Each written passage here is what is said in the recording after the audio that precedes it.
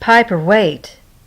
She was determined to ignore her bastard of a husband, but failed when she heard a clattering, then a thud behind her. Had James fallen and damaged the wood flooring she had just completed refinishing only yesterday?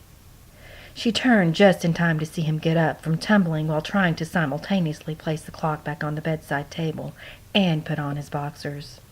In her peripheral vision, she could see her best friend Lisa scrambling from Piper's bed, reaching for her clothes strewn on the floor. "Please!" That was James again. One thing could be said about Lisa. At least she was smart enough to know when to keep her mouth shut. James, bless his little heart, was using every bit of intelligence the good Lord had given him. It was simply unfortunate that he was not given much. He was now going to try to explain this situation. "Listen, this is not what you think it is. I thought you were heading to the university to defend your paper. I did not know you'd be coming home after dropping off the kids at my mom's."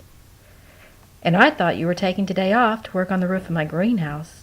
Guess we were both wrong," Piper said as she began walking away. Piper was enrolled as a doctorate of science student at the online university in Colorado. She had to travel twice a year to the campus for testing and verification of coursework and research. This time would be her last visit to defend her research in the field of genetic organic farming. Since James was the sole financial provider of the family, working part-time as a physical therapist at the local doctor's office and as an athletic trainer in sports medicine with a co-op of small local school districts, she was excited that she would soon be able to assist in reducing the financial overload of the household. She could not believe it was falling apart when everything was so close to being attained. "Piper, I can explain." She kept walking. "It's my birthday. You cannot just walk away from me." His reasoning took her so much by surprise that she had to look at him to see if he seriously thought that would smooth things over. She was well aware that it was his birthday. That was why she had decided to surprise him before flying to Colorado. Looks like Lisa had the same surprise in mind. Piper stopped and looked at James. Tears of anger she could not stop formed in her eyes. He began walking toward her with the outstretched arms as if he wanted to comfort her, all the while with his boxers still tinted from the attention he had been receiving from another woman.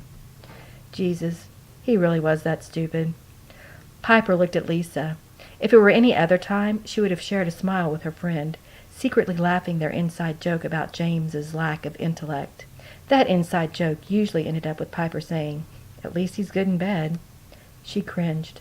Piper realized she was the stupid one and turned to walk away from it all.